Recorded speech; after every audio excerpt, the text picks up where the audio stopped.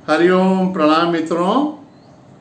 भगवत गीता जी के चिंतन का दूसरा सत्र अब हम शुरू कर रहे हैं 7वें अध्याय से। और जैसा कि हमने पहले भी देखा है कि गीता जी के 3 विभाग हैं 6 अध्यायों के, और तत्त्वम् असि इस महावाक्य के 3 शब्दों का 3 विभागों में विवरण मिलता है।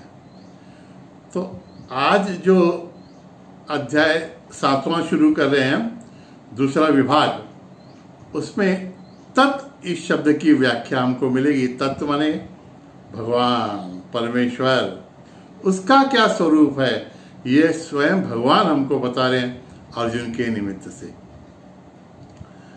7वें अध्याय के 3 श्लोक में भगवान कहते हैं, मनुष्याणां सहस्रेषु कश्चित् यतति सिद्धये यततामपि सिद्धानां कश्चिन्मां वेत्ति तत्त्वतः। भगवान शायद थोड़े से एक शोक प्रकट करते हुए कहते हैं, दुख प्रकट करते होंगे शायद, ऐसा लगता है। कहते हैं कि मनुष्याणां सहस्रेषु, हजारों मनुष्य में से कोई एक सिद्धता को प्राप्त करने का, सिद्ध होने का प्रयत्न करता है। और ऐसे सिद्धों में से भी, ऐसे हजारों सिद्धों में से कोई एक मुझे तत्वतः जान पाता है।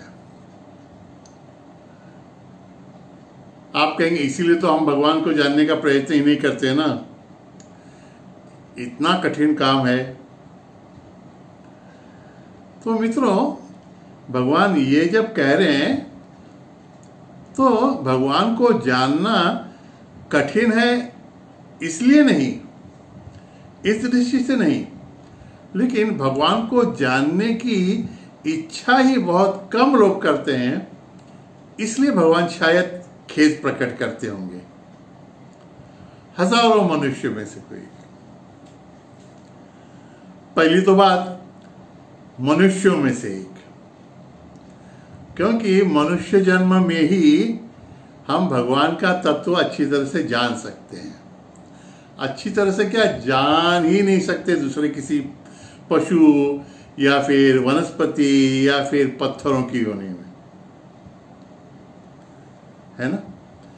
तो ये मनुष्य जन्म हमको जो प्राप्त हुआ है, इसका अनन्य साधारण महत्व है।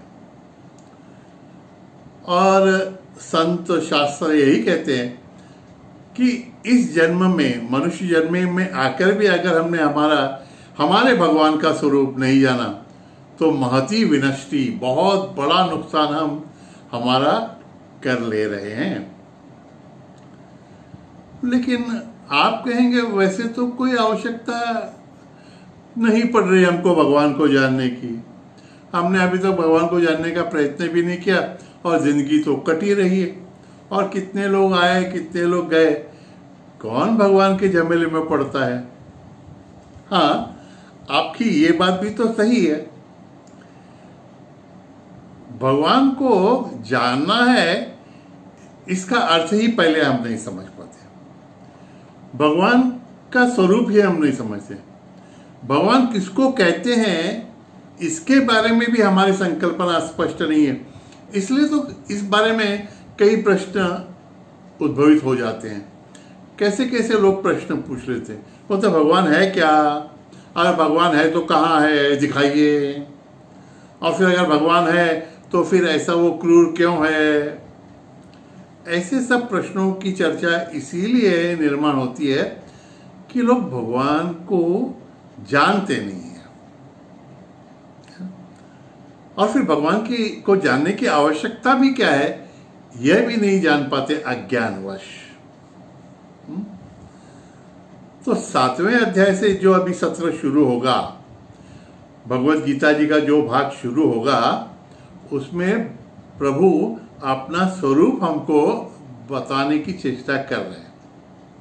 उनकी ओर से प्रयत्न तो होगा, लेकिन भगवान का स्वरूप जानने की हमको तो कम से कम अभिलाषा हमारे मन में निर्माण करनी है। तो अत्यंत संक्षेप में हम अब जान लें कि भगवान को जानना हमें आवश्यक क्यों है। मैं थोड़ा चिंतन कर रहा था ना, तो इस श्लोक में उन्होंने कहा, भगवान ने कहा कि मनुष्यानाम सहस्रेषु कश्चित यतति सिद्धये। सिद्धता को प्राप्त करने के लिए हजारों में से कोई एक प्रयत्न करता है। तो यहाँ पे सिद्धता का भावार्थ कई शास्त्रों में अंतःकरण शुद्धि ऐसा दिया हुआ है, लेकिन कॉमन अर्थ सिद्धता का सिद्ध होना माने पूर्णत्व को प्राप्त करना। जो सिद्ध मनुष्य है उसको हम मैन ऑफ परफेक्शन कह सकते हैं, पूर्ण पुरुष। तो पहली पंक्ति भगवान कहते हैं कि पूर्ण पुरुष होने का प्रयत्न ही बहुत कम लोग करते हैं, और उनमें से भी, उन सिद्धों में से भी कोई एक तत्वतः मुझे जानता है। यथार्थ में पूर्णता प्राप्त करना और भगवान का स्वरूप जानना, ये दोनों बातें अलग अलग हैं ही नहीं। अगर इनको एक मानकर हम चले ना, तो एक ही मार्ग से दोनों चीजें हमें साध्य हो सकती हैं। नहीं तो पहले अंतःकरण शुद्धि करनी पड़ेगी और उसके बाद भगवान को जानना पड़ेगा। एक बात हम पहले निश्चित कर लें कि हमको भगवान को जानना है, क्यों जानना है। और यहां पे भगवान पूर्णत्व की प्राप्ति, सिद्धता की प्राप्ति क्यों कहते हैं? क्योंकि जब भगवान को जानना माने हमको अपना स्वरूप जानना है। जब तक हम स्वयं को नहीं जानेंगे तब तक पूर्णत्व को प्राप्त नहीं होंगे, और जब तक पूर्णत्व को प्राप्त नहीं होंगे तब तक हमारी अपूर्णता दूर नहीं होगी, और अपूर्णता दूर नहीं होगी तो फिर हम सुख, शाश्वत सुख, समाधान, आनंद, इन सब को बाहर ही ढूंढते रहेंगे। और फिर इस प्रक्रिया में तो जन्म जन्मांतर निकल जाएंगे। तो ऐसी हानि इस जन्म में तो हमारे से न हो, इसलिए भगवान को जानने का हम प्रयत्न करेंगे।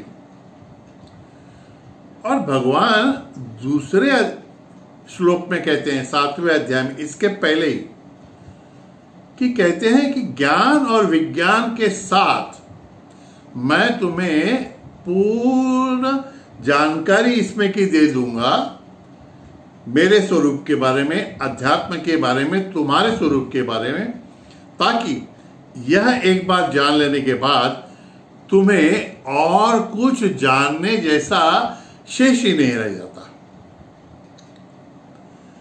भगवान स्वयं तैयार हैं हमको उनका स्वरूप और हमारा स्वरूप बताने के लिए, और ज्ञान और विज्ञान दोनों बातें कहते हैं। ज्ञान माने थ्योरेटिकल और विज्ञान माने प्रैक्टिकल, उसकी अनुभूति भी। देखिए ना कितना उपकार है, कितने कृपालु हैं हमारे भगवान। और जब भगवान ही ये सिखाने के लिए तैयार हैं, दिखाने के लिए तैयार हैं, तो फिर इस काम में विघ्न आ ही नहीं सकता। क्या हो सकता है इसमें कठिन? और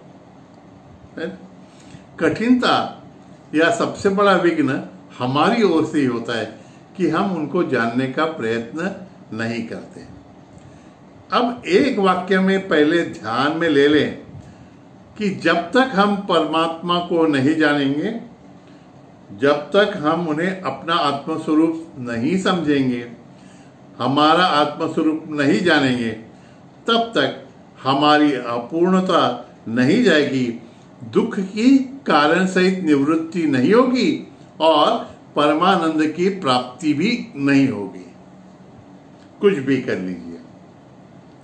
अब अगर दूसरा पर्याय नहीं है तो क्यों न हम 7वें अध्याय के इन श्लोकों के माध्यम से भगवान की कृपा से उनकी वाणी में ही उनका स्वरूप जानने के लिए तत्पर हो जाएं, है ना। मनुष्याणाम सहस्रेषु, लाखों लोग हैं, करोड़ों लोग हैं, लेकिन भगवान कहते हैं कि इनमें भी मैं मनुष्य ढूंढ रहा हूं, क्योंकि मनुष्य के शरीर में तो ये हैं, लेकिन इनका व्यवहार पशुवत ही हो रहा है, क्योंकि सिर्फ शरीर की ही भूख मिटाने के पीछे ये पड़े हुए हैं, बुद्धि का तो उपयोग ही नहीं कर रहे हैं, है ना। तो अगर हम मनुष्य हैं तो हमारी बुद्धि का, विवेक का उपयोग करके हमें हमारा स्वरूप अवश्य ही जानना चाहिए। अब इस पे दूसरा विचार नहीं, नो सेकेंड थॉट, हमको भगवान को जानना है, यह निश्चित हो गया, वह भी भगवान की कृपा से। अभी भी नहीं हो रहा है ना, इच्छा नहीं हो रही है ना। ऐसे ही एक थे सेठ जी,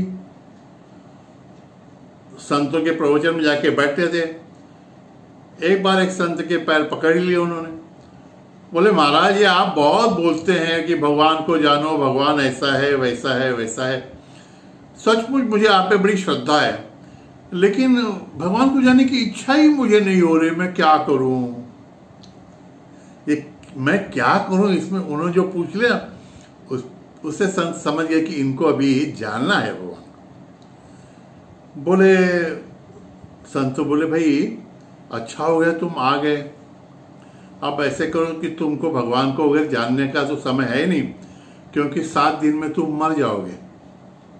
अब देखो तुमको क्या करना है, अब तुम तुम्हारा काम देखते रहो, अब भगवान के बारे में आगे सोचेंगे, देखेंगे। वो घर पे गया, दुकान वगैरह खोल के बैठा, कहाँ उसका ध्यान लग रहा था, उसको तो वही दिख रहा था कि 7 दिन के बाद तो मैं ये दुकान भी कौन संभालने वाला, मैं ही नहीं रहूंगा तो कौन संभालेगा। फिर उसने अपने बेटे को बुलाया, बोला भाई ये 7 दिन में तू हिसाब देख ले, आगे सब तुझे ही संभालना है। घर में जाके बैठा, शांति से सोचते क्या करना है। पत्नी ने खाना खाने बुलाया, खाना खाने लगा तो विचारने लगा ये खा के भी क्या फ़ायदा है, कि कितने दिन खाऊंगा मैं ये, और खा के कितने दिन ये शरीर रखने वाला हूँ, ये शरीर भी तो जाने वाला है। बस 2-3 और खाए और खाना भी नहीं गया उससे। दूसरे दिन वापस संत जी के पास गया, बोला कहीं दिल नहीं लग रहा है, क्या करूँ। बोले देखो भाई तुमको अभी तुम्हारी प्रॉपर्टी का और कुछ जो सुख विख भोगना है वो सब भोग लो, शरीर तो छूटने वाला है 7 दिन के बाद।